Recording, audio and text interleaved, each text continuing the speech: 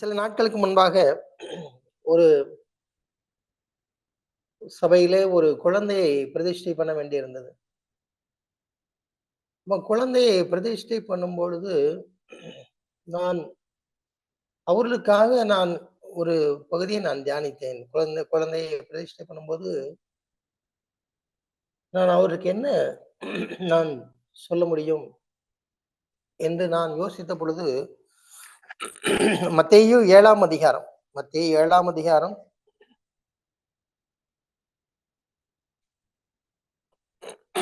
24. இது sermon on the mount என்னும் மலை பிரசங்கம் முடிந்து அவர் சொல்லும் பொழுது இந்த பகுதியை அவர் சொல்கிறார். ஆகையால் நான் சொல்லிய இந்த வார்த்தைகளை கேட்டு இவைகளின்படி செய்கிறவன் எவனோ அவனை கன்மலையின் மேல் தன் வீட்டை கட்டின புத்தியுள்ள மனுஷனுக்கு ஒப்பிடுவேன். பெருமழை சொரிந்து பெருவெள்ளம் வந்து காற்றடித்து அந்த வீட்டின் மேல் மோதியும் அது விழவில்லை. ஏனென்றால் அது கன்மலையின் மேல் அஸ்திபாரம் போடப்பட்டிருந்தது. நான் சொல்லி இந்த வார்த்தைகளை கேட்டு இவைகளின்படி செய்யாதிருக்கிறவன் எவனோ அவன் தன் வீட்டை மணலின் மேல் கட்டின புத்தி இல்லாத மனுஷனுக்கு ஒப்பிடப்படுவான். பெருமழை சொரிந்து பெருவெள்ளம் வந்து காற்றடித்து அந்த வீட்டின் மேல் மோதின பொழுது அது விழுந்து முழுவதும் அழிந்தது என்றார். அப்போ ஒரு குழந்தையை தன்னுடைய குடும்பத்திலே பெற்ற ஒரு மனிதன் புதிதாய் அவனுக்கு ஒரு தேவன் ஒரு குழந்தையை கொடுத்திருக்கும் பொழுது அந்த குழந்தையை பாதுகாக்கக்கூடிய ஒரு வீடு, அந்த வீடு சரியான அஸ்திபாரத்திலே அது போடப்படாமல் மணலின் மேல் அது போடப்பட்டிருக்கும் என்றால் அந்த குடும்ப வாழ்க்கைக்கு அதாவது குழந்தையும் அந்த குடும்பத்திலே இருக்கிறது. அப்படிப்பட்ட ஒரு வீட்டிலே பெருமழை வரும், பெருவெள்ளம் வரும், காற்றடிக்கும், அதாவது பல பிரச்சனைகள் வரும். அதுதான் பல பல சவால்களை சந்திக்கக்கூடிய அந்த சூழலிலே சரியான அஸ்திபாரம் இல்லாமல் இருக்கும் என்றால் அந்த வீடு இடிந்து விழுகிறது. அப்ப அந்த வீடு இடிந்து விழும் பொழுது அந்த வீட்டிற்குள்ளே அவர் மாத்திரமல்ல, அந்த குடும்ப தலைவன் மாத்திரமல்ல, அவருடைய மனைவி இருக்கிறார்கள், பிள்ளைகள் இருக்கிறார்கள், அந்த புது குழந்தையும் என்ன செய்யறது இருக்கிறது. அப்போ அத்தனையும் விழுந்து முழுவதும் அழிந்தது என்று 27வது வசனத்துல அது சொல்லப்படும் பொழுது, அப்போ அந்த குழந்தை உட்பட அத்தனை பேருக்கும் அது பாதிப்பா இருக்கிறது. அப்பொழுது நான் தியானித்தது என்னவென்றால், இந்த குழந்தைக்கு ஒரு நன்மையானதை அந்த தகப்பன் செய்ய வேண்டும் என்றால் அவர்கள் தங்கள் குடும்பத்தை சரியான அஸ்திபாரத்திலே போட வேண்டும், அவ்வளவுதான். அது இல்லை என்றால் அவர்களுக்கு மாத்திரம் பாதிப்பு இல்லை, அந்த புது குழந்தைக்கும் அது பாதிப்பாயிருக்கு. அப்போ அந்த குழந்தைக்கு அது அவர் அந்த தகப்பனா இருக்கிற அவர் what is the best thing that he can do, அந்த குழந்தைக்கு என்ன இருக்கு அவரு ஒரு பெரிய தன்னுடைய தன் காலத்துக்கு பின்பாக நீ இதை அனுபவிப்பாய் என்று சொல்லி அவருக்கு பெரிய காரியங்களை எல்லாம் எழுதி வைக்கிறது இல்லை, அவருக்கு நிறைய சொத்து சுகங்களை எழுதி வைக்கிறது இல்லை.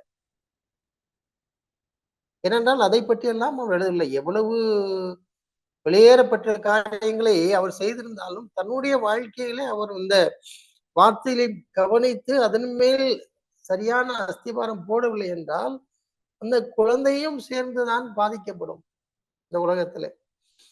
அப்போ அப்படி என்றால் நான் என்னுடைய குடும்பத்தை குடும்பத்திற்கு நான் சிறந்ததை செய்ய வேண்டும் என்றால் நான் என்னுடைய சொந்த வாழ்க்கையிலே நான் அஸ்திபாரத்தை நான் போட வேண்டும் என்பதுதான். அது இல்லாமல் நான் மற்ற காரியங்களை செய்வது எல்லாமே இந்த உலகத்திலே மற்றவர்களால் ஏற்றுக்கொள்ளப்படும். ஆனால் அது தேவனால் ஏற்றுக்கொள்ளப்படுகிறதில்லை. அப்பேற்பட்டவன் ஒரு மதியீனனை போலத்தான் ஆண்டவர் சொல்வார். வீடு இடிந்து விழுமென்றால், அவரை அந்த கட்டிடம் கட்டினவர்களை, அந்த வீட்டை கட்டினவர்களை நாம் என்னதான் சொல்ல முடியும்? அவர் மதியீனனாய் அந்த வீட்டை கட்டினார் என்றுதான் சொல்ல முடியும். அருமையான சகோதர சகோதரிகளே, நம்முடைய இது அவ்வளவு முக்கியமானது. நம்முடைய சொந்த வாழ்க்கையில ஒரு ஒரு அஸ்திபாரத்தை சரியான வார்த்தைகளின்படி, வேத வசனத்தின்படி நான் கீழ்ப்படுகிறவனாய், அதன்படி செய்கிறவனாய், வெறுமனே அதை ஏற்றுக்கொள்கிறவன் மாத்திரம் அல்ல, ஏற்றுக்கொள்கிறவன் அல்ல. அதை ஏற்றுக்கொண்டு அதன்படி கிரியை செய்கிறவனாய் இருக்கணும். இவன்படி செய்கிறவன் எவனோ? அப்போ தெரிந்து வைத்திருக்கிறவர்கள் நிறைய தெரிந்து வைத்திருக்கலாம். அது முக்கியம் அல்ல. அதன்படி செய்கிறவர்கள் தான் தன்னுடைய குடும்பத்துக்கு நிலையான ஒரு அஸ்திபாரத்தை அவர்கள் போடுகிறார்கள். நான் இந்த பகுதியை நான் பார்க்கும் பொழுது யாத்ராகமம் 2ஆம் அதிகாரத்திலே, யாத்ராகமம் 2ஆம் அதிகாரம்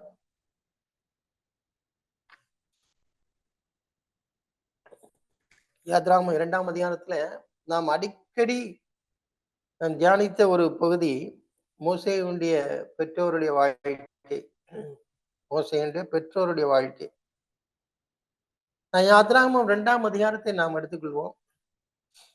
அதிலிருந்து நாம் பல நேரங்களில் நாம் தியானித்திருந்தாலும் வேகமாக நாம் அதிலே சில காரியங்களை தியானிக்கலாம். அது நமக்கு மிகுந்த பிரயோஜனமா இருக்கும் என்று நான் நம்புகிறேன்.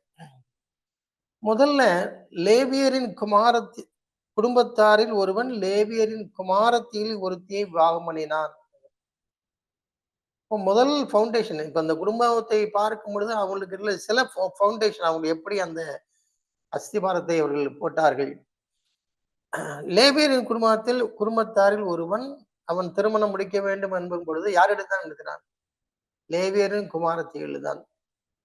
அது எனக்கு ஒரு ஒரு அது வெளிச்சமாய்ப்பட்டது. அதாவது என்னுடைய குடும்பம், என்னுடைய பிள்ளைகள், என்னுடைய எதிர்காலம், என்னுடைய குடும்பத்தின் எதிர்காலம் நன்றாக இருக்க வேண்டும் என்றால், நான் இந்த திருமணம் என்கிறது வரும்பொழுதே நான் சரியான அஸ்திவாரத்தை நான் போட வேண்டும்.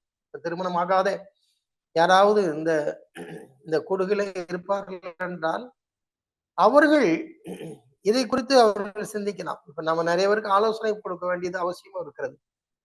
திருமண காரியங்களை குறித்து நம்மிடத்துல கேட்குபவர்களுக்கு நாம் ஆலோசனை கொடுக்கும் பொழுதும் சரியான அஸ்திவாரத்தை போடுவதற்கு நாம் அதை அவர்களுக்கு ஊக்குவிக்க வேண்டும். ஏனென்றால் இப்ப இந்த லேவியரின் குடும்பத்தாரில் ஒருவன் இன்னொரு குடும்பத்தாரிலே, இன்னொரு ஜாதி ஜனங்களிலே, லேவியர் அல்லாத இடத்துல ஒரு திருமணத்தை பண்ணியிருப்பார் என்றால், ஒரு மோசே நமக்கு கிடைத்திருக்கவே மாட்டார் என்றுதான் நான் நம்புகிறேன். ஒரு மோசே எழுப்பி இருக்கவே மாட்டார். முதல்ல அவர்கள் ஒருவேளை பழைய உடன்படிக்கையில இருந்தாலும் அந்த பழைய உடன்படிக்கையின்படி அவர்கள் தேவனுடைய பிள்ளையை அவர்கள் தேர்ந்தெடுத்திருக்கிறார்கள். இப்ப நாம் பல சத்தியங்களை நாம் கேட்கிறோம், புதிய உடன்படிக்கை சத்தியை கேட்கிறோம். அப்போ திருமணத்திற்கு முன்பாகவே நல்ல ஒரு முடிவை நாம் எடுக்க வேண்டும். நல்ல முடிவை எடுக்க வேண்டும். தேவனுடைய பிள்ளையைத்தான் நான் திருமணம் செய்து கொள்வேன் என்று எடுக்கிற முடிவே அது தவறா இருக்கும் என்றால், அவருடைய எதிர்காலமோ அவருடைய குடும்ப வாழ்க்கையோ கொஞ்சம் அது ஒரு ஷேக்கியாகத்தான் இருக்கும். நிலையான ஒரு அஸ்திபாரமாகவே இருக்காது. நாம் 2 கொரிந்தியர் என்று நினைக்கிறேன், நமக்கு தெரிந்த போதுதான். அங்கே 2 கொரிந்தியர் 6ஆவது அதிகாரத்துல நாம் அடிக்கடி தியானித்த பகுதி நமக்கு ஒரு நினைப்பூட்டுதலாய் நாம் பார்க்கலாம். 2 கொரிந்தியர் 6ஆவது அதிகாரத்திலே, அந்நிய நுகத்திலே அவிசுவாசிகளின் பிணைக்கப்படாதிருப்பீர்களாக, கிறிஸ்துவுக்கும் பேலியாளுக்கும் இசைவேது, அவிசுவாசியுடனே விசுவாசிக்கு பங்கு. இது திருமண பந்தத்துக்கு இன்னும் அதிகமாய் அது பொருந்துகிறது. திருமண பந்தத்துக்கு 2வது அவர் பாருங்கள், யாத்திராகமம் 2ஆம் அதிகாரம் 2வது வசனத்திலே, அந்த ஸ்திரீ கர்ப்பவதியாகி ஒரு ஆண் பிள்ளையை பெற்று அது அழகுள்ளது என்று கண்டு அதை 3 மாதம் ஒளித்து வைத்தாள். அந்த நாட்களிலே அந்த குழந்தை பிறக்கும் பொழுது, என்றால் அந்த குழந்தை உருவான பின்பே அந்த காலகட்டங்களிலே சட்டங்கள் மாறிவிட்டது, சூழ்நிலைகள் மாறிவிட்டது. அரசாங்கம் அவர்களுக்கு ஆதரவா இல்லை, சூழ்நிலை ஆதரவா இல்லை. ஒருவேளை அண்டை வீட்டுக்காரர், அந்த தெருவில் உள்ளோர், வேலை பார்க்கிற ஸ்தலங்களில் இருக்கிறவர்கள் அத்தனை பேருமே ஒரு எதிராளியாய் இருக்கக்கூடிய ஒரு சூழ்நிலையிலே அது மாறிவிட்டது.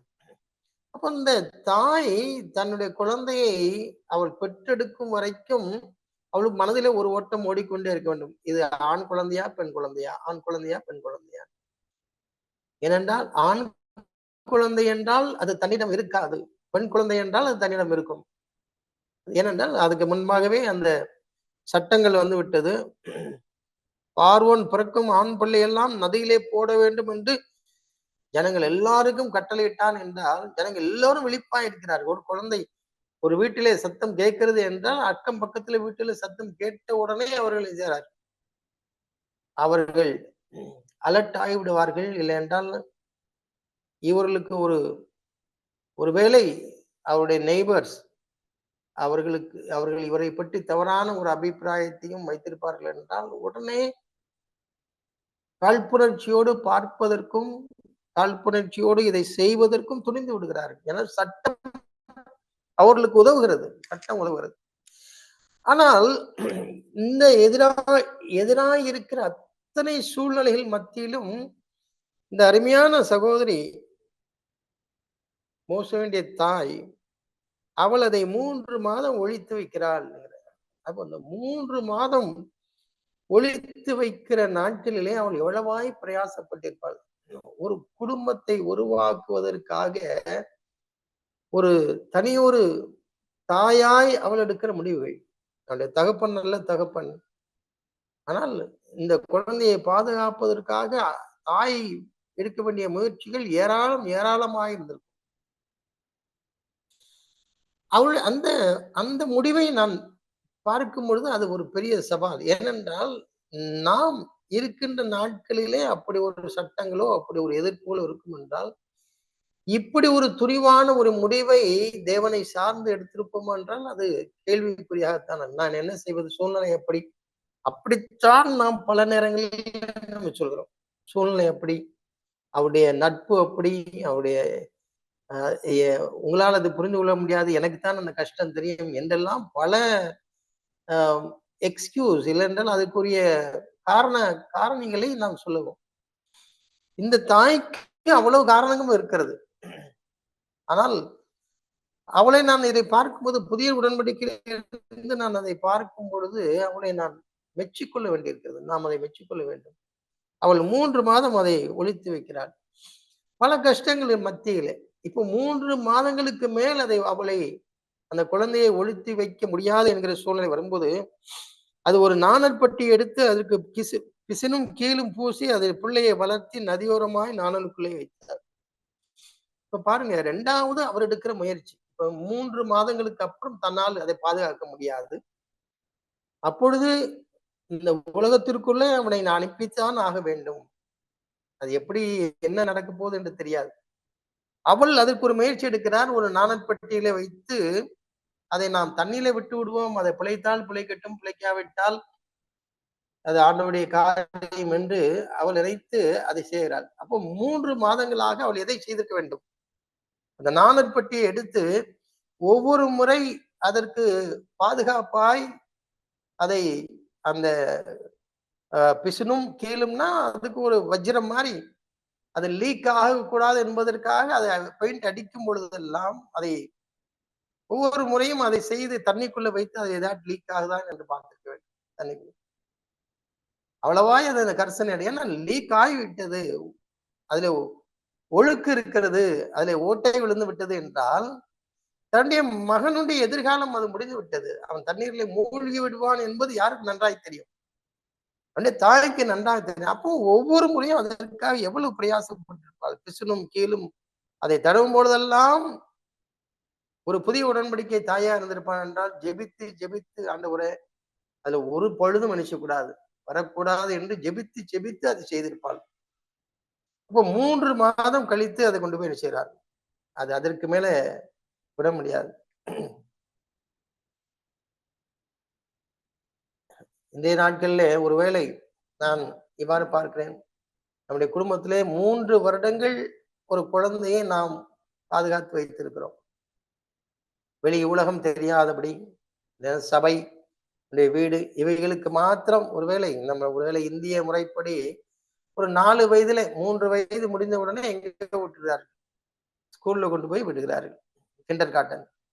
அப்போ ஸ்கூல்ல கொண்டு போய் விடும்போது அதற்கு மேல அதை என்ன செய்ய முடியாது, பாதுகாத்து வைக்க முடியாது. அதற்கு மேலே பாதுகாத்து வைக்க முடியாது. அப்ப 3 வருடங்களும் அந்த குழந்தையை இருக்கும் பொழுது ஒரு ஒரு நல்ல அஸ்திவாரத்தை போடுகிற ஒரு தாய் அந்த 3 வயது வரைக்கும் அதற்கு என்ன செய்ய வேண்டும், அது நல் நடத்தையை ஊற்ற வேண்டும், தேவனுடைய வார்த்தையில ஊற்ற வேண்டும். அது எப்படி இந்த 3 மாதத்துல அவள் என்ன செய்திருப்பாள், அந்த குழந்தைக்கு ஒன்றுமே செய்திருக்க முடியாது. அப்போ முழு பொறுப்பும் யாருடைய பக்கம் வந்து விடுகிறது, தாயினுடைய பக்கம் வந்து விடுகிறது முழு பொறுப்பு. இப்ப 3 வயது வரைக்கும் நமக்கு ஒரு வேலை இருக்கும் என்றால் அதற்கு மேலே நாம் வீட்டிலேயே வைத்திருக்க முடியாது. குழந்தையை உலகத்திற்கு அனுப்பியாக வேண்டும், பள்ளிக்கூடம் அனுப்பியாக வேண்டும். பாருங்கள் 4வது வசனத்திலே அதற்கு என்ன சம்பவிக்கும் என்பதை அறியும்படி அதன் தமக்கை தூரத்திலே நின்று கொண்டிருந்தார். அந்த குழந்தையை அவள் நாணற்பட்டியில வைத்து ஆற்றிலே அவள் விடுகிறாள். ஆனாலும் அதோடு அதுக்கு மேலே என்னால் முடியாது என்று சொல்லவில்லை. அதற்கு ஒரு பாதுகாப்பாக யாரை வைக்கிறாள், அவளுடைய தமக்கை, அவளுடைய அக்காள், நமக்கு தெரியும் மிரியாம், அவளை பாதுகாப்பாக வைக்கிறாள். இப்போ நான் இவ்வாறு யோசித்தேன், நம்முடைய காலம், அதாவது நம்ம பிள்ளைகள் நம்மோடு கூட இருக்கிற காலம் போய் அதற்கு பின்பு சபைக்குள்ள போகும் பொழுது, அவர்கள் ஸ்கூல் மற்ற இடங்களுக்கு போகும் பொழுதெல்லாம் யாருடைய உதவி தேவைப்படுகிறது என்றால் ஒரு தமக்கையுடைய உதவி தேவைப்படுகிறது. அப்ப அந்த மினிஸ்ட்ரி அது எங்க யார் செய்கிறார்கள் என்றால் அது சண்டே ஸ்கூல் மினிஸ்ட்ரி என்று பார்க்கிறேன். சண்டே ஸ்கூல் மினிஸ்ட்ரி இல்லை என்றால் சர்ச்சில் அநேக பிள்ளைகள், அநேக தேவனுடைய பிள்ளைகள் யாரை பொறுப்படுத்திக் கொள்கிறார்கள், நம்முடைய பிள்ளைகளை பொறுப்படுத்திக் கொள்கிறார்கள். அவர்கள் எப்படி தேவனுடைய கடுத்த காரியங்களை அவர்களுக்கு ஊட்டுகிறார்கள் என்பது அது நமக்கு தெரியாமலேயே அது நடக்கும். நமக்கு தெரியாமலேயே அது நடக்கும். சில பேர் ரொம்ப ப்ரொடெக்டிவா சர்ச்சை சபையில கூட யாரோடும் பேசக்கூடாது, இல்லை என்றால் அங்கே சார்ந்து விடாத, இங்கே சார்ந்து விடாத கூட அப்படி யோசித்தவர்களும் உண்டு. ஆனால் அது நல்லது அல்ல. நாம் நம்முடைய பிள்ளைகளுக்கு சொல்வதை காட்டிலும் சில நேரங்களிலே யாருடைய சொல் அதிக தாக்கத்தை உருவாக்கும் என்றால் இந்த சண்டே ஸ்கூல் டீச்சர்ஸ், அவருடைய மென்டார்ஸ், ஒரு யூத் மீட்டிங்ல உள்ளவருடைய மென்டார்ஸ், அவர்களுக்கு பொறுப்பாக சகோதரிகள், அவருடைய வார்த்தை இவர்களுக்கு அதிக பிரயோஜனமா இருக்கும். இப்ப மோசேயுடைய வாழ்க்கையில் அவருடைய தமக்கையுடைய ஊழியம் எவ்வளவு விசேஷித்ததோ அதே போல நம்முடைய பிள்ளைகளுக்கு சண்டே ஸ்கூல் டீச்சர்ஸ் உதவி தேவை. யூத் மீட்டிங்ல அவருடைய கேர்டேக்கர், அவருடைய நடத்துறவருடைய உதவி மிகவும் தேவை, மிகவும் தேவை. இங்க பாருங்க, மிரியாம் அப்படி செய்ததுனாலே அந்த குழந்தையை மறுபடியும் யார் பக்கம் கொண்டு வந்து விட்டார், தன்னுடைய தாய் பக்கமே, அதனுடைய குழந்தையுடைய தாய் பக்கமே திருப்பி விடுகிறார். எவ்வளவு ஒரு அருமையான ஒரு செயல் பாருங்க. இப்போ நான் இந்த சண்டே ஸ்கூல் மினிஸ்ட்ரி செய்கிற பொறுப்புள்ள சகோதரர்கள் இருக்கிறார்கள், சகோதரிகள் இருக்கிறார்கள் சபையிலே. அவர்களுக்கு நான் இந்த பகுதியின் மூலம் அதிலிருந்து நாம் சொல்லிக் கொள்வது, நம்முடைய ஊழியம் என்பது ஒரு சின்ன ஊழியம் என்று நாம் நினைக்கவே கூடாது. நம்முடைய ஊழியம் பெற்றோர் செய்ய முடியாத சில வேலைகளை யார்தான் செய்து கொடுப்பா? அந்த ஊழியத்தை யார்தான் செய்ய முடியும்? அந்த மினிஸ்ட்ரி அப்போ அந்த யூத் மினிஸ்ட்ரியில இருக்கிறவர்கள், சண்டே ஸ்கூல் மினிஸ்ட்ரியில இருக்கிறவர்கள், சபையிலே நம்முடைய பிள்ளைகள் யாரோடு உறவாடுகிறார்களோ, யாரோடு சம்பாஷிக்கிறார்களோ, யாரோடு பழகுகிறார்களோ, அவர்களுடைய ஊழியம், அவருடைய தாக்கம். அப்போ நான் ஒரு பொறுப்புள்ளவனாய் ஒரு சாதாரண ஒரு ஒரு இளம் ஒரு சகோதரியாய் நான் இருந்தா கூட, சின்ன பிள்ளையாய் இருந்தால் கூட, என்னை விட 3 வயது இளைய பிள்ளைகளுக்கு, மிரியாமுக்கும் மோசேக்கும் இடையில 3 வயது தான் டிஃபரன்ஸ் நினைக்கிறேன். சரியாக தெரியவில்லை. மிகுந்த குறைவான ஒரு இடைவெளியாய்த்தான் இருக்கும். அப்போ அவ்வளவு குறைவான வயதிலே மூத்த ஒரு வாலிப பிள்ளைகள் கூட தன்னுடைய இளைய சகோதரிகளுக்கு, இளைய சகோதரர்களுக்கு எவ்வளவாய் இந்த ஊழியத்தை பொறுப்புள்ளவர்களாய் செய்ய முடியும்.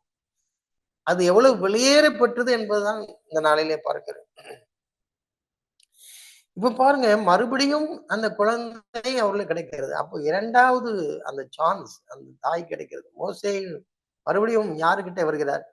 அவனுடைய தாயினிடத்திலே வரும்போது, அவன் பெரியவனாயின பொழுது பார் என்று சொல்லி இருக்கிறோம். பெரியவனான போது அதை கொண்டு போய் அந்த அரண்மனையிலே கொண்டு போய் விட வேண்டும். நாம் அதை 10வது வசனம் பார்க்கிறோம். பிள்ளை பெரிதான போது அதை எந்த வயது வரைக்கும் 7 வயதா 8 வயதா என்று தெரியவில்லை. அத அதுவரைக்கும் இந்த மோசேயுடைய தாய்க்கு யாரு கூட இருக்கிறார்? மோசே இருக்கிறார். அப்போ மோசே இந்த தாய்க்கு நன்றாய் தெரியும், இந்த மோசே என்னுடைய செல்ல மகன் என்றென்றைக்கும் என்னோடு இருப்ப போவது இல்லை. அவன் ஒரு நாள் என்னை விட்டு போக போகிறான் என்பது. அதுவும் எங்கே போக போகிறான்? அரண்மனைக்கு போக போறான். அவனுடைய எங்க இலக்கு தெரிகிறது. அவன் எங்கே போக போறாங்கிறது தெரிகிறது. அப்ப நான் இதை பார்க்கும் பொழுது நான் இவ்வாறு யோசித்தேன். ஒரு ஒரு அதிகபட்சம் நம்முடைய டே ஸ்காலராக இருந்து படிக்கக்கூடிய படிப்புகள் எல்லாம் இந்திய முறைப்படி என்றால் +2 வரைக்கும் தான் அது சொல்லும் படிக்க முடியும். +2 வரைக்கும். சில பேர் 10th வரைக்கும். இந்த +2க்கு அப்புறம் அவர் எங்கேதான் போய் ஆக வேண்டும்? அரண்மனைக்கு போய் ஆக வேண்டும். அது கல்லூரி, ஒரு நல்ல கல்லூரி என்பதற்காக வேறு இடங்களுக்கு அனுப்புகிறோம். நல்ல உலகத்திலே தலை சிறந்த காலேஜ்களை தேடி நம்மை விட்டு வெளியே ஒரு இடத்துக்கு அனுப்புகிறோம். அப்ப இவர்கள் அந்த அரண்மனை வாழ்க்கைக்கு போவதற்கு முன்பாக அந்த மோசேயுடைய தாய் எப்படி பிரயாசப்பட்டாலோ அவ்வளவாய் பெற்றோர் பிரயாசப்பட வேண்டியிருக்கு. அதுவும் முக்கியமாய் அந்த தாய் பிரயாசப்பட வேண்டியிருக்கு. நாம் இதை தியானிக்கிறோம் என்றால், அப்பொழுதுதான் அந்த குழந்தைக்கு சரியான அஸ்திவாரத்தை நான் போட முடியும். அந்த குழந்தையுடைய வீடு, அவனுடைய எதிர்கால வாழ்க்கை அப்பொழுதுதான் பத்திரமாக இருக்கும். ஏனென்றால் அரண்மனைக்கு போகும்பொழுது அங்கே காற்றடிக்கும், புயல் அடிக்கும், தண்ணீர் வரும், பல சவால்கள் அந்த குழந்தை எதிர்கொள்ள போகிறது. அருமையான சகோதர சகோதரிகளே, அந்த மோசே அரண்மனைக்கு அனுப்பப்பட்டான்.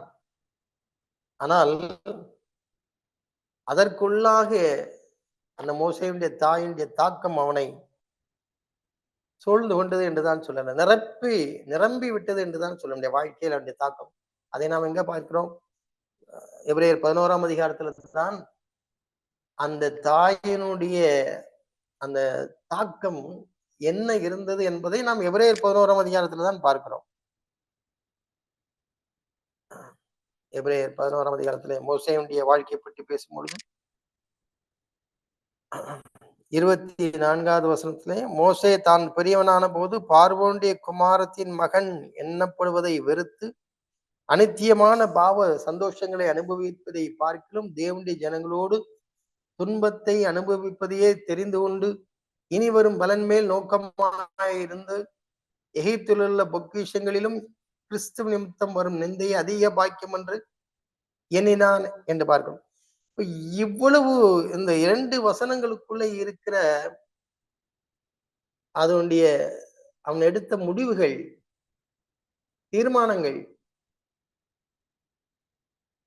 இவைகள் எல்லாம் பார்க்கும்போது அவைகள் அனைத்துமே சவால் நிறைந்தது, சவால் நிறைந்தது. இதை எப்பொழுது இவன் இதை கற்றுக்கொண்டான் என்றால், தன்னுடைய தாயினிடத்திலே அவன் பெரியவனாகும் வரைக்கும் இருந்த காலங்களிலே. கொஞ்ச வருஷங்கள், ஒருவேளை 7 வயதா இருக்கலாம், 8 வயதா இருக்கலாம். அதற்குள்ளாக அத்தனையும் இந்த முடிவுகளை எடுக்கக்கூடிய அளவிற்கு உள்ள திராணிகளை, அந்த இன்புட் எல்லாமே அப்போதே அந்த தாய் கொடுத்திருக்க வேண்டும்.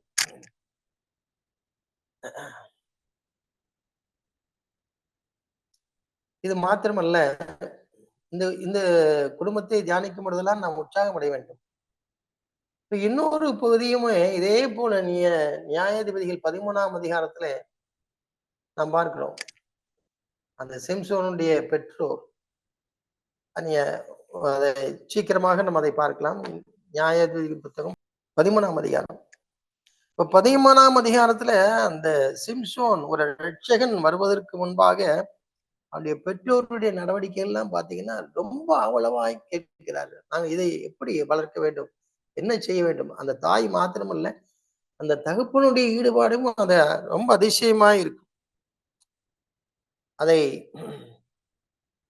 4வது 8வது வசனத்தை பாருங்கள். அப்பொழுது மனோவா கர்த்தரை நோக்கி விண்ணப்பம் பண்ணி, என் ஆண்டவரே, நீர் அனுப்பின தேவனுடைய மனுஷன் மறுபடியும் ஒரு விசை எங்களிடத்தில் வந்து பிறக்க போகிற பிள்ளைக்காக நாங்கள் செய்ய வேண்டியதை எங்களுக்கு கற்பிப்பாராக. அந்த தகப்பனுடைய வாஞ்சையை பாருங்கள். இப்ப 2 பேருமே அவனை அப்படியாய் வளர்த்திருக்கிறார். பின் நாட்களிலே அவன் எடுத்த முடிவு அது தாறுமாறாய் போனது. ஆனால் ஒரு குறிப்பிட்ட காலம் வரைக்கும் அவனை நசரேயனாய் ரட்சகனாய் இருப்பதற்கு வேண்டிய அத்தனை ஆயத்தங்களையும் அவன் பெற்றோர் செய்து விட்டார்கள். அருமையான சகோதர சகோதரிகளே, நம்முடைய குடும்பங்களுக்கு நல்ல ஒரு அஸ்திபாரம் உள்ள ஒரு வாழ்க்கையின் அது நம்முடைய பிள்ளைகளுக்கும் இல்லை என்றால் நம்முடைய சொந்த குடும்பம் நம்ம கூட இருக்கிற வரைக்கும் அது நான் எடுக்கிற தீர்மானங்கள், பெற்றோர் எடுக்கிற தீர்மானங்கள், அதைதான் சிறந்தது, நல்லது. அஸ்திவாரத்தை நான் என்னுடைய வாழ்க்கையிலே போடுவேன் என்றால் அது எனக்கும் நல்லது, என்னுடைய குடும்பத்திற்கும் நல்லது, என்னுடைய பிள்ளைகளுக்கு நல்லது, அது பாதுகாப்பு. இப்போ நான் 2வது போகிறேன். 2025 முடிஞ்சு 26க்கு பிரவேசிக்க வேண்டும். இன்னும் சில நாட்கள்ல என்ன பெறும், இந்த ஆண்டு முடிந்து விடுகிறது. இப்ப அந்த ஆண்டு முடிந்து 2026க்குள்ள பிரவேசிக்க வேண்டும் என்றால், இப்ப நான் 2026க்கு முன்பாகவே நான் தீர்மானங்கள் எடுக்க வேண்டும். இல்லை என்றால் அது அது அவ்வளவு சரியான அஸ்திவாரத்திலே நான் போட்டு ஒரு வருஷமா இருக்காது. அதற்கு முன்பாகவே நான் ஆயத்தப்படுகிறேன். 2026 வருவதற்கு முன்பாகவே நான் ஆயத்தப்படுகிறேன். அது எப்படி இருக்கும் என்று தெரியவில்லை. அந்த எதிர்கால உள்ள வாழ்க்கை 2026 இப்படித்தான் இருக்கும் என்று யாரும் நினைக்க முடியவில்லை, சொல்லவே முடியவில்லை. அப்படி என்றால் ஒன்றும் தெரியாத ஒரு வாழ்க்கைக்கு முன்பாகவே நான் தேவனை சார்ந்து வாழ்கிற சரியான அஸ்திபாரத்தை போடுவேன் என்றால் அது எது வந்தாலும் பரவாயில்லை. அது புயல் அடித்தாலும் பரவாயில்லை, வெள்ளம் வந்தால் காற்றடித்தாலும் பரவாயில்லை. நான் சில வசனங்களை கடந்த நாட்களில் நான் தியானித்த பொழுது அந்த வசனங்களை நான் உங்களுக்கும் நான் காண்பிக்கிறேன். அந்த வசனம் என்ன சொல்கிறது, நான் அஸ்திவாரம் போட்டிருக்கிறேன். இப்போ 1 கொரிந்தியர் 15வது அதிகாரம் எடுப்போம். 1 கொரிந்தியர் 15வது அதிகாரம்.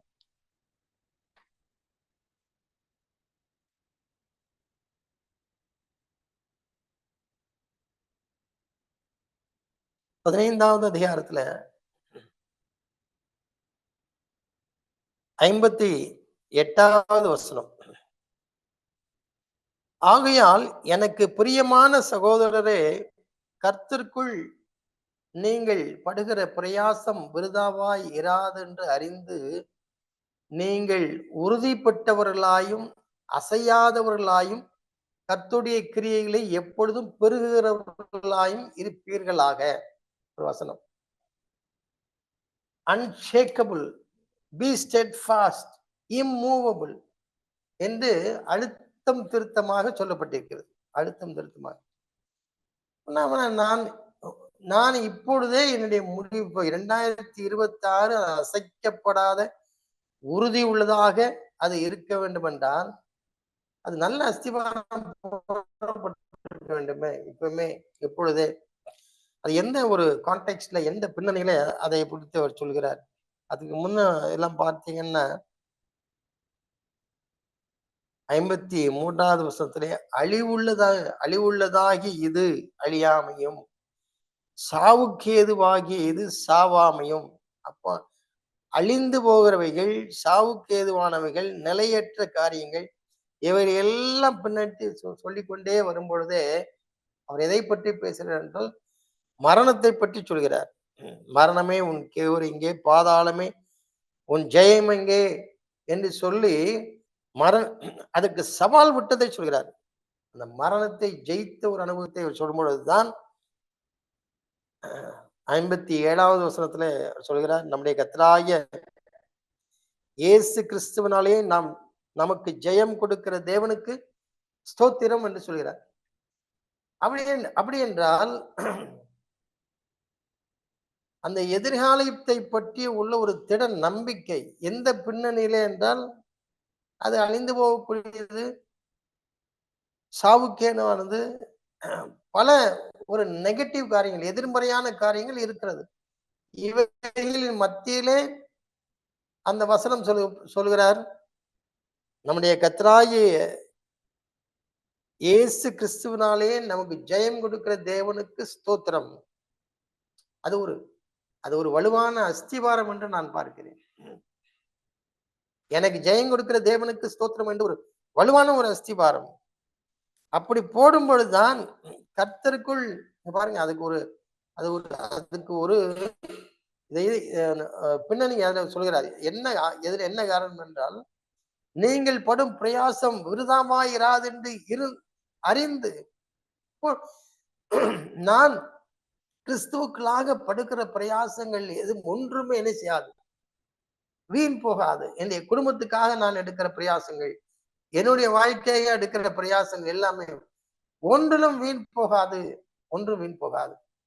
அதை நான் உறுதியாக அறிந்திருக்க வேண்டும். அப்படி ஒரு திடமான அஸ்திபாரத்தோடு நம்பிக்கையோடு தான் நான் எதுக்குள்ள போக வேண்டும், 2026க்குள்ளே நான் போக வேண்டும். ஏனென்றால் தேவன் என்னுடைய பிரயாசங்கள் எல்லாவற்றையும் அவர் அறிந்து வைத்திருக்கிறார், அது கணக்கில் வைத்திருக்கிறார், ஒன்றும் வினாய் போகாது.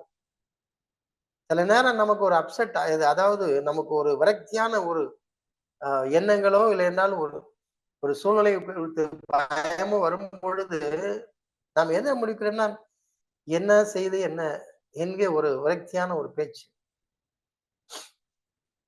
சமீபத்திலே ஒரு சகோதரி சில சபைக்கு வரவில்லை, மீட்டிங்க்கு வரவில்லை உடனே கேட்டிருக்காங்க, ஏமா இன்னைக்கு வழக்கமா வருவீங்களே என்ன வரல அப்படின்னு. வரல கேட்ட உடனே அதுக்கு பதில், என்ன செய்து என்னுடைய பிள்ளைகள் இப்படி ஒரு தாறுமாறாய் என்றால் கீழ்ப்படியாமல் ஒரு காரியத்தை செய்து விட்டார்கள், அதிலே நான் கொஞ்சம் அவர்களை கடிந்து கொள்ள வேண்டியிருந்தது, ஆகவே நான் சபைக்கு வரவில்லை என்று சொல்லும் பொழுது நான் அவர்களுக்காக நான் பரிதாபப்படுகிறேன். உண்மையிலேயே அப்படி ஒரு சூழ்நிலை வரும் பொழுது ஒரு சலிப்புத்தன்மை, அவர்களுக்கு யாரும் இல்லை என்றால் இவர்களுக்கு ஆறுதல் சொல்ல ஆள் இல்லை. நீங்கள் எடுக்கிற பிரயாசம் ஒன்றும் விருதாமாய் இராது என்று அவர்களை உற்சாகப்படுத்துவதற்கு ஆள் இல்லை. அதுதான் அதை நாம் அறிந்து கொள்ளும் பொழுதுதான், அதை திடமாய் நாம் அறிந்து கொள்ளும் பொழுதுதான் நான் உறுதியா இருக்க முடியும், அசைக்கப்படாதவனா இருக்க முடியும், எப்பொழுதும் கர்த்தருடைய கிரியையிலே நான் பெறுகிறவனாய் இருக்க முடியும். நம்முடைய பல நேரங்களிலே நம்மை உற்சாகப்படுத்துவதற்கு நாம் ஆபிரகாமுடைய வாழ்க்கையைத்தான் மறக்கிறோம். நம்முடைய விசுவாசிகளின் தகப்பனாகிய ஆபிரகாம் என்று நாம் அழைக்கிறோமே, அவரைத்தான் நம்முடைய பலவீனமான காரியங்களுக்கெல்லாம் அவரை நாம் பார்க்கிறோம். அவர் எடுத்த சில முடிவுகளை பாருங்க, நான் 1-2 முடிவுகளை நான் சொல்றேன். ஆதியாகமம் 12ஆம் அதிகாரத்திலே அவர் நல்ல ஒரு முடிவை எடுப்பார். இன்றைக்கு கூட நம்மில் பலர் எடுக்க முடியாத முடிவு. இன்றைக்கு கூட நம்மில் பலர் எடுக்க முடியாத முடிவு. தேவனுடைய சத்தத்தை அவர் கேட்டு உன் உன் உன் தேசத்தையும் உன் இனத்தையும் உன் தகப்பனுடைய வீட்டையும் விட்டு புறப்பட்டு நான் உனக்கு காண்பிக்கும் தேசத்துக்கு போ என்கிறதுதான் கட்டளை. இது இது ஒவ்வொன்றையும் விடுவது, நம்முடைய தேசத்தை விடுவது, நம்முடைய இடத்தை விடுவது, தகப்பனுடைய வீட்டை விடுவது, அத்தனையுமே சவால் நிறைந்த காரியங்கள் தான். ஆனா அத்தனையும் யார் செய்தார்? விசுவாசிகளின் தகப்பனாகிய ஆபிரகாம் செய்தான். அப்ப அதை ஒரு வசனத்தோடு அதை நான் கடந்து போகக்கூடாது. அந்த ஒரு வசனத்துக்குள்ளே அவன் எடுத்த முடிவுகள் சவால் நிறைந்ததா இருக்கும். ஆனால் அவன் முடிவு எடுத்ததுனாலே தேவன் எவ்வளவாய் அவனை ஆசீர்வதித்தார். அவனை எவ்வளவா ஆசீர்வதித்தார். இன்றைக்கு வரைக்கும் நாம் ஆபிரகாம் பற்றி பேசுவதற்கு காரணம் நல்ல தீர்மானங்கள், உறுதியாய் போட்ட அஸ்திபாரங்கள். ஒரு கட்டத்துல 14ஆம் அதிகாரத்தை பாருங்க. 14ஆம் அதிகாரம் எடுத்த இன்னொரு முடிவை பாருங்க. 14ஆம் அதிகாரத்துல அந்த சோதோமின் ராஜா, அந்த யுத்தம் வருகிறது. யுத்தத்திலே ஆபிரகாம் போய் தன்னுடைய லோத்தை, தன்னுடைய உறவினாகிய லோத்துவை மீட்டு கொண்டு வரும்பொழுது மொத்த யுத்தத்தையும் அவன் ஜெயிக்கிறான். அவன் ஜெயித்து வரும்பொழுது அங்கே உள்ள ராஜாக்கள் ஒருத்தர் சொல்கிறார் 21ஆவது வசனத்துல, சோதோமின் ராஜா ஆபிராமை நோக்கி ஜனங்களை எனக்கு தாரும், பொருள்களை நீர் எடுத்துக்கொள்ளும். இதில் நான் வாசித்த பொழுது சோதோமின் ராஜாவுடைய அவனுடைய ஸ்டேட்மெண்ட்டே எனக்கு ஒரு சாலிட் ஃபவுண்டேஷனாக தெரிகிறது. என்ன தெரிகிறது என்னென்றால், அவன் சொல்லுகிற ஒரு காரியம், ஜனங்களை எனக்கு தாரும், பொருட்களை நீர் எடுத்துக்கொள்ளும். அப்போ ஒவ்வொரு தாயும் ஒவ்வொரு தகப்பனுடைய வாஞ்சையும் கதறும் என்ன இருக்கும் என்றால், என்னுடைய பிள்ளைகள் எனக்கு வேண்டும். அவருடைய எதிர்காலத்திலே பொருட்களை சேகரிக்கிறார்களா, அதெல்லாம் இரண்டாவது பட்சம். அதை இல்லாமல் போனாலும் யாருடைய ஆத்மா பாதுகாக்கப்பட வேண்டும். என்னுடைய பிள்ளைகளை நீர் எங்களுக்கு தாரும் ஆண்டவரே. அதான் அவன் சொல்லுகிறான், ஜனங்களை எனக்கு தாரும்.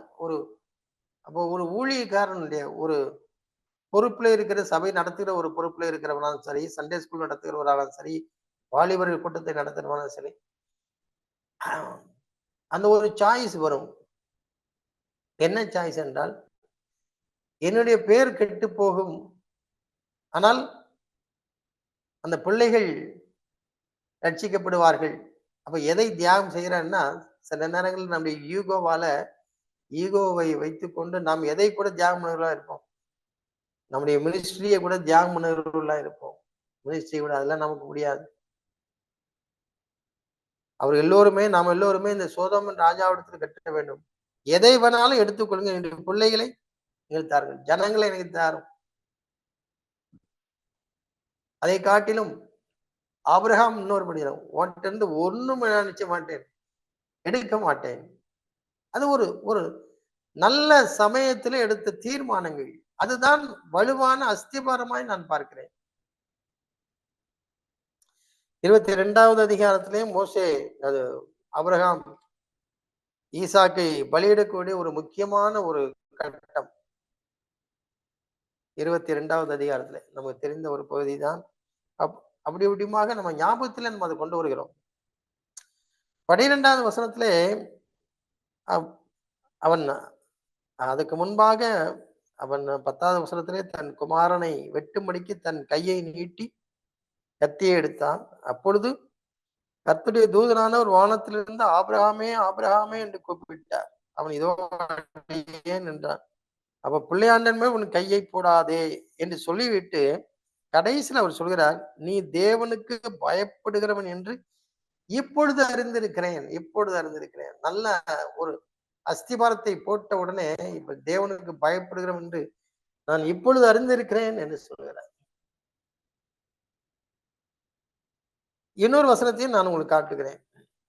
இப்ப நம்ம எப்பொழுதுமே ஒரு ஷேலவாகவோ இல்லை என்றால் ஒரு ஷேக்கி ஃபவுண்டேஷன்லயே வாழக்கூடாது. அப்படி வாழுகிறவர்களா இருந்தால் எதிர்காலம் நமக்கு ஒரு பிரச்சனை வரும்பொழுது அது அது இடிந்து விழுந்து விடும். அந்த ஸ்ட்ரக்சர் விழுந்து விடும்.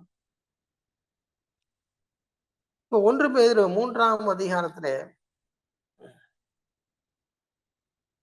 1 பேதுரு 3ஆம் அதிகாரம் இப்ப 14வது தான் வசனத்திலிருந்து நான் வாசிக்கிறேன். நம்ம தியானிக்க வேண்டிய பகுதி வந்து 15வது வசனம். இப்போ 14ல பார்த்துட்டு நம்ம 15 பார்ப்போம். நீதியின் நிமித்தமாக நீங்கள் பாடுபட்டால் பாக்கியவான்களாயிருப்பீர்கள். அவர்களுடைய பயமுறுத்தலுக்கு நீங்கள் பயப்படாமலும் கலங்காமலும் இருந்து கர்த்தராகிய தேவனை உங்கள் இருதயங்களில் பரிசுத்தம் பண்ணுங்கள். அடுத்தது உங்களில் இருக்கிற நம்பிக்கையை குறித்து உங்களிடத்தில் விசாரித்து கேட்கிற யாவருக்கும் சாந்தத்தோடும் வணக்கத்தோடும் உத்தரவு சொல்ல எப்பொழுதும் ஆயத்தமாயிருங்கள் என்கிறார். அப்ப இந்த வசனம் வந்து எல்லோருக்கும் நமக்கு உண்டானா நமக்குத்தான். நான் தான் எப்பொழுதும் ஆயத்தமாயிருக்க வேண்டும். நான் தான் எப்பொழுதும் ஆயத்தமா இருக்க வேண்டும். இப்ப எந்த சூழ்நிலையில சொன்னால் அவர் சொல்லுகிறார், பயமுறுத்தலுக்கு நீங்கள் பயப்படாமல் இருங்கள். இப்ப கஷ்டமான ஒரு சூழ்நிலையில் வரும்பொழுது கூட அவர் சொல்கிறார், அதெல்லாம் இல்ல. அஸ்திவாரம் சரியாய் போடப்பட்டிருக்கிற ஒரு மனுஷன், அவன் அவருடைய நம்பிக்கையை குறித்து கேட்கும் பொழுதெல்லாம் அவன் எப்படி ஆட மாட்டான். ஒரு அசைவுள்ள ஒரு பதிலை என்ன செய்ய மாட்டான், அவன் சொல்ல மாட்டான். அசைவுள்ள பதிலை அவன் சொல்ல மாட்டான். அவன் எந்த சமயத்திலும் அவனுக்கு சாதகமா இருக்கிற சமயமானாலும் சரி, பாதகமா இருக்க சமயமானாலும் சரி, எந்த சமயத்திலும் அவன் தன்னிடத்துல விசாரித்து என்னுடைய நம்பிக்கை குறித்து அதுதான் என்னுடைய நம்பிக்கை. ஒரு இக்கட்டான சூழ்நிலையிலே அந்த நம்பிக்கை குறித்து அந்த கேள்வி எழுகிறது. அந்த நம்பிக்கை சாதகமான சூழ்நிலைகளிலே நான் அந்த நம்பிக்கை குறித்து நம்ம அதை கண்டுகொள்வதில்லை. இல்லை என்றால் அந்த நம்பிக்கை குறித்து அதுக்கு ஒரு சோதனை வரவில்லை. ஆனால் இக்கட்டான நேரங்களில் ஒரு 2 வாரத்துக்கு முன்பாக சமீபத்திலே நான் ஒரு ஒரு ஒரு சாதாரண ஒரு சின்ன ஒரு ஒரு ஒரு சோதனை. அது மிகவும் ஒருவேளை அந்த அந்த விஷயத்தை சொல்வது என்றால் அது மிகுந்த சாதாரணமா இருக்கும். ஆனால் ஏனோ தெரியவில்லை. நான் மிகவும் நெருக்கப்பட்டு அதற்காக I was literally shivering inside. அப்படி உள்ளே ஒரு நடுக்கத்தோடு நான் அதை பார்க்கும் பொழுது, இப்பொழுது எனக்கு ஆண்டவரே எனக்கு இது ஒரு சின்ன ஒரு விஷயம். ஆனால் ஏன் எனக்குள்ள இவ்வளவு ஒரு ஒரு தயக்கம் இருக்கு என்று எனக்கு தெரியவில்லை. ஒரு பதட்டம் இருக்கு என்று தெரியவில்லை. அப்பொழுது நான் என்னை பார்த்து நான் ரொம்ப சிறியவனா இருக்கிறேன் ஆண்டவரே. ரொம்ப சிறியவனா இருக்கிறேன். இப்பொழுது நான் முழுமையாய் உண்மையே நம்பி இருக்கிறேன். இதுக்கு என்ன விடை என்னன்னு தெரியாது. ஆனா ஐ ட்ரஸ்ட் யூ லார்ட். இதுக்கு எப்படி நீ பதில் சொல்லுவேன்னு எனக்கு தெரியாது.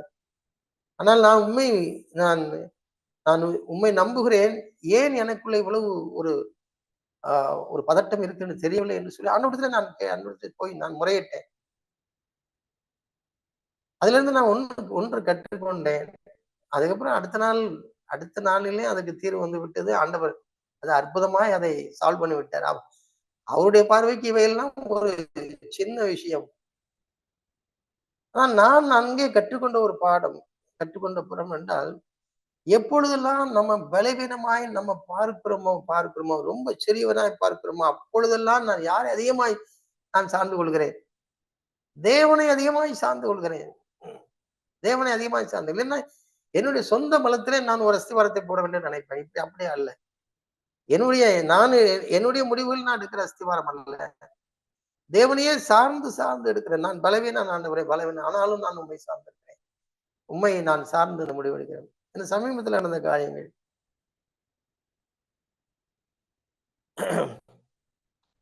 அஸ்திவாரத்தை குறித்து நாம் பேசும் பொழுது எசேக்கியேல் புத்தகத்துல ஒரு அஸ்திவாரம். எசேக்கியேல் புத்தகம் 13வது அதிகாரத்திலே தேவனுடைய வார்த்தைகளை பகிர்ந்து கொள்கிறவர்கள், சபையிலே பொறுப்பாயிருக்கிறவர்கள், அவர்களுக்கெல்லாம் ஒரு சவாலான ஒரு வார்த்தை. 13ஆம் அதிகாரத்துல 10வது வசனத்தை பாருங்க. சமாதானம் இல்லாதிருந்தும் சமாதானம் என்று சொல்லி அவர்கள் என் ஜனத்தை மோசம் போக்குகிறார்கள். ஜனத்தை நடத்துகிறவர்கள் மோசம் போக்குகிறார்கள். ஒருவன் மண் சுவரை வைக்கிறான், இதோ மற்றவர்கள் சாரமில்லாத சாந்தை அதற்கு பூசுகிறார்கள். அப்படியே அந்த பவுண்டேஷனே சரியில்லை. அவர் ஏதோ ஒன்றை கட்டுகிறார்கள். அது கட்டுகிறது எதை வைத்து கட்டுகிறார்களாம்? மண் சுவரை கட்டுகிறார்கள். மண் சுவரை வைக்கிறான், மற்றவர்கள் அதுக்கு சாரம் இல்லாத சாந்தை பூசுகிறார்கள். அப்படி என்றால் உள்ள இருக்கிறது மண்ணு, ஒரு அஸ்திபாரமும் இல்லை அந்த சுவரு. ஆனா வெளியே எப்படி தெரியும்படியாக அவர் சார்ந்து பூசுகிறார் என்றால், அது ஒரு நல்ல ஒரு சுவரு போல, நிலையான ஒரு சுவரை கட்டியிருக்கிறது போல அதுக்கு என்ன பூசுகிறார்களாம்? அவர் சாந்தை பூசுகிறார்கள். ஒயிட் வாஷ் பண்ணியாச்சு. இப்பொழுது பார்க்கிறதுக்கு எப்படி இருக்கிறது? நிலையான அஸ்திவாரம் உள்ளதாய், ஸ்ட்ராங்கா இருக்கிறதா காட்சி அளிக்கிறது. ஆனா 11வது வசனத்துல அது பூச்சே சரியில்லை. அது வெறுமனே ஒரு நிலையற்றதாய் அவர்கள் சார்ந்து பூசி இருக்கிறார்கள். ஒரு தோற்றத்தை உருவாக்கி இருக்கிறார்கள், அவ்வளவுதான். அப்ப சாரமில்லாத சாந்தை பூசுகிறவர்களை நோக்கி அது இடிந்து விழும் என்று சொல். வெள்ளமாக பெருகிற மழை பெய்யும், மகா கல்மலையே நீ சொரிவாய், கொடிய புசல் காற்று அதை பிளக்கும். இதோ சுவர் விழும்போது நீங்கள் பூசின பூச்சி எங்கே என்று சொல்வார்கள். ஓ, நமக்கு எல்லாம் எவ்வளவு பொறுப்புகள் இருக்கு பாருங்க. தேவனுடைய வார்த்தையிலே ஏதோ ஒண்ணு நம்ம ஒன்றை கட்டிவிட்டோம், சபையை நாம் ஜனங்களை நாம் நடத்தி விட்டோம் என்று சொல்லி நாம் பூசுகிற பூச்சே, நான் ஒரு திடமுழுதாய் இல்லாவிட்டால் என்னுடைய பூச்சி எப்படி இருக்கும் என்றால், என்னுடைய சுவர் எப்படி இருக்கும் என்றால் அது மண் சுவராயிருக்கும். அதற்கு நான் எதை பூசி விடலாம்? நல்ல ஒரு ஸ்ட்ராங்கான ஒரு சாந்தை பிளாஸ்டரிங் பண்ணியிருக்கோம், இல்லைன்னா ஒயிட் வாஷ் பண்றோம், பெயிண்ட் அடிக்கிறோம், அதெல்லாம் நல்லா பண்ணியிருந்தாங்க. அதுல என்ன இல்லைன்னா ஸ்ட்ரென்த்தே இல்லை, பார்ப்பதற்கு சுவர் மாதிரி இருக்கிறது. அதில் எப்படி ஆகும் என்றால் அதுக்கு 13ஆம் அதிகாரம் 5வது வசனத்துல அந்த பிரின்சிபல் இருக்கு. அதுக்கு 5வது வசனம், நீங்கள் கர்த்தருடைய நாளிலே யுத்தத்தில் நிலை நிற்கும்படிக்கு திறப்புகள் ஏறினதும் இல்லை, இஸ்ரவேல் வம்சத்திற்காக சுவரை அடைத்ததும் இல்லை என்று. அப்ப இப்படியெல்லாம் செய்யாதவர்கள் கெட்டுகிறது எப்படிதான் இருக்கும்? மண் சுவராய்த்தான் இருக்கும். ஆனால் தோற்றம் வேண்டாம், எப்படி வேணாலும். நான் இதை எசேக்கியேல்ல இந்த அஸ்திவாரத்தை பற்றி நான் பார்த்த பொழுது, அப்ப அதை நடத்துகிறவர்கள் எதுக்கு தயாராக இருக்க வேண்டும்? யார் சபையில நல்ல அஸ்திவாரத்தை போட முடியும்? யார் குடும்பத்திலே நல்ல அஸ்திவாரத்தை போட முடியும்? அந்த யுத்தத்திலே நிலை நிற்கும்படிக்கு திறப்பிலே எங்கேயாவது ஒரு கேப் இருந்தா அந்த கேப்ல நின்று சாதிக்கிற ஒரு மனுஷன், அதற்காக தன்னுடைய வாழ்க்கையை அர்ப்பணிக்கிற மனுஷன், ஒரு சுவரை அடைத்ததும் இல்லை, திறப்பில ஏறுறதும் இல்லை, சுவரை அடைத்ததும் இல்லை. இப்ப நீங்க பழைய ஏற்பாட்டுல ஒரு உதாரணத்தை எடுப்போம் என்றால், என்னாகமத்துல இதுல வருகிறது. ஒருவேளை நான் பார்க்கலாம். என்னாகமும் 16ஆம் அதிகாரம், என்னாகும் 16ஆம் அதிகாரத்துல மோசேக்கு விரோதமாய் எழும்பினார்கள். மோசேக்கு விரோதமாக இந்த கோராகின் புத்திரர் எல்லாம் எழும்பி வரும்பொழுது அதனுடைய முடிவிலே, அது நமக்கு தெரிந்தது, நம்ம அதை தியானிக்க போறதில்லை. அப்ப அந்த முடிவிலே அந்த தண்டனை வருகிறது. தண்டனை வரும் பொழுது ஜனங்கள் தண்டிக்கப்பட்டு செத்து கொண்டு இருக்கிறார்கள். செத்து கொண்டு இருக்கும் பொழுது அருமையாய் ஒரு வார்த்தை இருக்கிறது, ஆரோனுடைய ஊழியம். ஆரோனுடைய ஊழியத்தை பாருங்க, 16ஆம் அதிகாரம் 48வது வசனத்துல, அவன் தூபவர்க்கத்தை எடுத்துக்கொண்டு ஜனங்களுக்காக பாவநிவர்த்தி செய்யும் அவன் ஓடுகிறான் ஜன கூட்டு. அப்போ அப்படியே பாருங்க, ஒரு சைடு மக்கள் ஜனங்கள் விழுந்து கொண்டே இருக்கிறார்கள். இன்னும் கொஞ்சம் நாள் ஆயிற்று என்றால் அடுத்த பகுதிக்கும் அந்த வீழ்ச்சி, அதனுடைய அழிவு வந்து கொண்டே இருக்கும். இப்ப இதற்கு இடையில ஓடுகிறான். ஓடி போய் செத்தவர்களுக்கும் உயிரோடு இருக்கும் நடுவே நின்றான். அப்பொழுது வாதை நிறுத்தப்பட்டது. இதுதான் திறப்பின் வாசல்ல நிற்கிற காரியம். அப்ப அந்த ஊழியம் எவ்வளவு ஒரு ஒரு ஒரு பொறுப்புள்ள ஊழியம் பாருங்க. என்னுடைய சபை பாதுகாக்கப்பட வேண்டும் என்றால் நான் எசேக்கியேல பார்க்கிற மாதிரி, நான் திறப்பிலே நிற்பதற்கு நின்று பழக்கம் இல்லை என்றால் நான் அதெல்லாம் செய்ய முடியாது. சபையை நான் பாதுகாக்க முடியாது. இன்னொரு பகுதியை கூட நான் சொல்லி நான் முடிக்க விரும்புகிறேன். ஆ உபாகமம் புத்தகத்திலே நான் இதற்கு முன்பாக நான் பகிர்ந்து கொண்டேனா எனக்கு தெரியவில்லை. உபாகம புத்தகத்தை நாம் எடுத்துக் கொள்வோம். உபாகமம் 6ஆம் அதிகாரத்துல இஸ்ரவேல் ஜனங்களுடைய அவருடைய வளர்ப்பு முறை, அவருடைய டீச்சிங் எப்படி இருக்கு பாருங்க. 6ஆம் அதிகாரம் 20வது வசனம். அவருடைய மெத்தடாலஜி, அவங்களுடைய டீச்சிங், அவங்க பிள்ளைகளுக்கு கற்றுக் கொடுக்கறத எப்படி எப்படி கொடுக்குறாங்க. 20வது வசனத்துல, நாளைக்கு உன் புத்திரன் நம்முடைய தேவனாகிய கர்த்தர் உங்களுக்கு கட்டளையிட்ட இந்த சாட்சிகளும் கட்டளைகளிலும் நியாயங்களும் என்ன என்று உன்னிடத்தில் கேட்டார். ஏன் நம்ம சர்ச்சுக்கு போகிறோம், ஏன் பாட்டு பாடுறோம், ஏன் நம்ம இதை செய்ய வேண்டும் என்று நம்முடைய பிள்ளைகள் நம்ம நாளைக்கு கேட்டால், நீ உன் புத்திரனை நோக்கி, நாங்கள் எகிப்திலே பார்வோனுக்கு அடிமைகளாயிருந்தோம், கர்த்தர் பலத்த கையினால் எங்களை எகிப்திலிருந்து புறப்பட பண்ணினார். கர்த்தர் எங்கள் கண்களுக்கு முன்பாக எகிப்தின் மேலும் பார்வோன் மேலும் அவன் குடும்பம் அனைத்தின் மேலும் கொடிதான பெரிய அடையாளங்களையும் அற்புதங்களையும் விளங்க பண்ணி, தாம் நம்முடைய பிதாக்களுக்கு ஆணையிட்டு கொடுத்த தேசத்துக்கு எங்களை அழைத்து கொண்டு போய் அதை நமக்கு கொடுக்கும்படி எங்களை அவ்விடத்திலிருந்து புறப்பட பண்ணினார். இப்போ இதுதான் அவருடைய ஃபுல் ஸ்டேட்மெண்ட். இதைதான் அவர் சொல்லிக் கொடுக்க. சரி, இப்போ இப்பொழுது அங்கே இருந்து புறப்பட்டு வந்த ஒரு சந்ததியார் இருந்திருப்பார்கள். அவர்கள் அதெல்லாம் நேரடியாக கண்டிருப்பார்கள். அவர்கள் இதை சொல்லலாம், அவர்கள் நேரடியாக பார்த்து. ஆனால் விஷயம் அப்படி அல்ல. ஒவ்வொரு தலைமுறைக்கும் தன்னுடைய பிள்ளைகளுக்கு தன்னுடைய தகப்பனோ அவர்களை சார்ந்த ஊரிலோ போதிக்கும் பொழுதெல்லாம் எப்படி அதை சொல்லிக் கொடுக்கிறார்கள் என்றால், அவர்கள் அதை அனுபவித்தது போலத்தான் அதை சொல்லிக் கொடுக்கிறார்கள். நாங்கள் அப்போ இதை பாருங்கள், நாங்கள் எகிப்திலே பார்வோனுக்கு அடிமைகளா இருந்தது யார் மாத்திரம்தான் சொல்லியிருக்க முடியும். அந்த ஃபர்ஸ்ட் ஜெனரேஷன் மட்டும்தான் சொல்லியிருக்க முடியாது. ஆனால் இஸ்ரவேல் ஜனங்களுடைய வளர்ப்பு முறை அப்படி அல்ல. இப்பொழுது 16வது ஜெனரேஷனா இருந்தா கூட அவர்கள் எப்படித்தான் சொல்லுவார்கள், நாங்கள் அப்படி அடிமைகளா இருந்தோம், கர்த்தர் எங்களை எகிப்திலிருந்து புறப்பட பண்ணினார். அது எப்படின்னா, அதை நான் அதை அனுபவித்தது போல நான் சொல்கிறேன். அப்போ இன்றைக்கு வசனத்திலே அப்படி இருக்கு இப்படி நான் புறப்படுகிறது இல்ல. நான் என் பிள்ளைகளுக்கு சொல்றது இல்ல, என்ன நம்முடைய குடும்பத்துக்கு சொல்றது இல்ல, சபைகளுக்கு அப்படி சொல்கிறது இல்ல. இதை சொல்லும் பொழுதெல்லாம் எது அது எனக்குள்ளாக அது உயிரோட்டமாய் வருகிறது. நானும் அதில் கடந்து போகிற மாதிரி வரும்பொழுதுதான் அது ஜீவனா இருக்கிறது. அதுதான் அநேகரை பலப்படுத்துது. அநேகருக்கு அதை சரியான அஸ்திவாரமாய் அதுதான் போடுகிறது.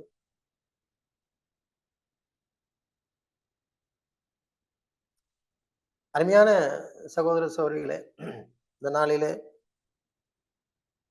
நாம் முதல்ல தியானித்த அந்த பகுதிக்கு நான் மறுபடியும் வருவோம்.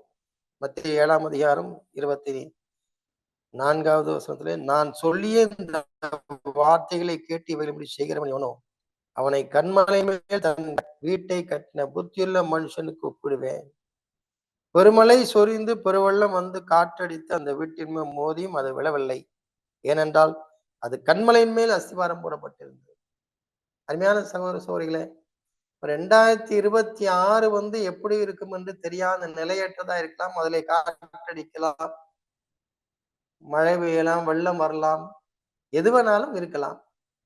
ஆனால் அதை நிலையான அஸ்திவாரத்திலே நான் போடுவேன் என்றால், அதை எதிர்கொள்வதற்கு நாம் ஆயத்தம், அதை சந்திப்பதற்கு ஆயத்தம். அதை குறித்து நான் ஒரு சந்தேகத்தோடு நான் பேசுகிறதில்லை, தைரியமாய் பேசுகிறேன். ஏனென்றால் அது கண்மலையின் மேல் அஸ்திபாரம் போடப்பட்டிருக்கிறது. அப்படித்தான் அதை அப்போ என்னுடைய குடும்பம் பாதுகாக்கப்பட்டிருக்கும், பிள்ளைகள் பாதுகாக்கப்பட்டிருப்பார்கள், சபை பாதுகாக்கப்பட்டிருக்கும். என்னுடைய சபையில அநேக இளம் வாலிபர்களை தேவன் எழுப்பியிருக்கிறார். அடுத்த தலைமுறை நான் அவர்களுக்கு அதிகமான சுயாதீனம் கொடுக்கிறது. அவர்கள் எழும்பி அதில் சிலம்பம் பண்ணும் போது நான் மிகுந்த மகிழ்ச்சி அடைவேன். ஏனென்றால் அடுத்த தலைமுறையும் அது பாதுகாக்கப்பட்டிருக்கிறது. அது அப்படி என்றால் அவர்கள் சபையை நடத்தும் பொழுது இன்னும் அதிகமாய் சபை பாதுகாக்கப்பட்டிருக்கிறோம். அடுத்த தலைமுறை, அதுக்கடுத்த தலைமுறையை அவர்கள் பாதுகாத்துக் கொள்வார்கள், சவாலாயிருவார்கள். வசனத்திலே அவர்கள் தெளிவுள்ளவர்களாய் இருக்கிறார்கள். வாழ்க்கையிலே நல்ல முடிவுகள் எடுத்திருக்கிறார்கள். அஸ்திபாரம் சரியாக போட்டிருக்கிறார்கள். அது மிகுந்த மகிழ்ச்சியை கொடுக்கும். இந்த இந்தியாவிலே நம்முடைய எதிர்காலம் எப்படி இருக்கும் என்று தெரியவில்லை. பல நெருக்கங்கள் வரலாம். ஆனால் தேவனுடைய அஸ்திவாரத்திலே அஸ்திவாரம் போடப்பட்ட அந்த நிலையான அஸ்திவாரத்தை போட்டவன் அவன் எந்த இதுக்கும் அவன் அஞ்சான். அவன் பயப்படுவதில்லை. எதுவும் மோதட்டும், அவனுடைய அஸ்திவாரம் வலுவா இருக்கிறதுனால அவன் பயப்பட போவதில்லை. அருமையான சகோதர சகோதரிகளே, நம்முடைய குடும்பத்துக்கு நல்ல ஒரு அஸ்திவாரத்தை போடுகிறவர்களாகவும் 2026க்கு நல்ல ஒரு அந்த 26ஆம் ஆண்டுக்கு நல்ல ஒரு நிலையான அஸ்திவாரத்தை இந்த 3 நாட்களிலேயே நாம் நிலையான அஸ்திவாரத்துக்குரிய வார்த்தைகளை கொண்டு ஜனங்களை பலப்படுத்தலாம், நம்முடைய குடும்பத்தை பலப்படுத்தலாம். அது மாத்திரமல்ல, நம்முடைய ஊழியத்துக்கும் திறப்பின் வாசலிலே நிற்பதற்கு அதற்கு நான் சவாலாய் நான் தைரியமா இருப்பேன். அப்பொழுதுதான் நான் ஜனங்களை பாதுகாக்க முடியும். நிலையான அஸ்திவாரத்தை அப்பொழுதுதான் போட முடியும். தேவன் அப்பேற்பட்ட கிருபையை தேவன் நமக்கு தருவாராக. ஆமென். ஜெபம். எங்க நல்ல பிதாவே, இந்த நாளிலும் நீர் எங்களோடு கூட பேசின எல்லா வார்த்தைகளுக்காகவும் நன்றி ஆண்டவரே. ஆண்டவரே, இந்த நாளிலும் மிகவும் பலவீனமாய் ஆண்டவரே நாங்கள் நிலையற்றவர்களாய் நாங்கள் வந்தாலும் ஆண்டவரே நாங்கள் உண்மை சார்ந்து இருக்கிறோம். ஆண்டவரே, உண்மை நம்பி இருக்கிறோம். எங்களுடைய அஸ்திவாரங்கள் எல்லாம் உண்மையில் இருக்கிறது சுவாமி. நீர் எங்களுக்கு தந்த அந்த கிருபையின் மேல் இருக்கிறது. நீர் எங்களுக்கு தந்த அந்த பரிசுத்த ஆவியானுடைய அபிஷேகத்துல இருக்கிறது சுவாமி. இதை நாங்கள் நாடட்டும் ஆண்டவரே. நாங்கள் இயற்கையாய் பலவீனர் ஆண்டவரே. ஆனால் நீர் எங்களை நிரப்பும் பொழுது, நீர் எங்களை நடத்தும் பொழுது நாங்கள் மிகுந்த தைரியம் உள்ளவர்களாய் நாங்கள் இந்த உலகத்தை சந்திக்க முடியும், இங்கே எதிர்காலத்தை சந்திக்க முடியும் சுவாமி. ஆண்டவரே, அருமையாய் கூடியிருக்கிற குடும்பங்களிலே என்ன பிரச்சனை இருக்கிறது, என்ன குறை இருக்கிறது, என்ன பலவீனம் தெரியாது ஆண்டவரே. ஆனாலும் நாங்கள் நிலையான அஸ்திவாரத்தை போடுகிறவர்களா இருந்தால் எங்களுக்கு ஒரு சேதமும் ஒன்றும் எங்களை சேதப்படுத்தாது என்பதை நாங்கள் நாளிலே அறிக்கை இடுகிறோம் ஆண்டவரே. ஆண்டவரே, உங்களுடைய நாமத்திலே நாங்கள் நம்பிக்கையுள்ளவர்களாய் நாங்கள் இதை அறிக்கை செய்கிறோம் ஆண்டவரே. 2026வது ஆண்டுக்கு முன்பாக நாங்கள் இன்னும் ஒரு நிலையற்ற ஒரு தீர்மானம் எடுக்க முடியாதவர்களாய் நாங்கள் மேலெழுந்த ஒரு நம்பிக்கை உள்ளவர்களாய் ஆழமான அஸ்திபாரத்தை போடாதவர்களாய் இங்கே யாராவது இருப்பார்கள் என்றால் நாங்கள் இந்த அந்த அஸ்திபாரத்தை திடமாய் போடுவதற்கு நீ உதவி செய்வீராக. என்னுடைய குடும்பங்கள் பாதுகாக்கப்பட்டிருக்கட்டும். எங்களுடைய அஸ்திபாரங்கள் எதை கண்டும் அஞ்சாமல் இருக்கட்டும் சுவாமி. எங்களுடைய வீடு சிரமாய் இருக்கும் என்று நாங்கள் நம்புகிறோம் ஆண்டவரே. நாங்கள் அதை அறிக்கை செய்கிறோம். அளவாய் நீர் எங்களை நேசித்து எங்களை நடத்துகிறவர். அதுக்காக நன்றியோடு துதிக்கிறோம் சுவாமி. அந்த அருமையான குடும்பங்களை உடைய கரங்களிலே கொடுக்கிறோம் ஆண்டவரே. தொடர்ந்து வருகிற வருஷத்திலும் நாங்கள் தைரியமாய் சாட்சிகளாய் நாங்கள் இருக்கிற இடங்களிலெல்லாம் நம்பிக்கை குறித்து கேள்வி கேட்கிறவர்களுக்கு நாங்கள் பதில் சொல்லுவதற்கு தயாராயிருப்ப உதவி செய்கிறார்கள். இயேசுவின் நாமத்தில் கேட்கிறோம், ஜீவனுள்ள நல்ல பிதாவே. ஆமென்.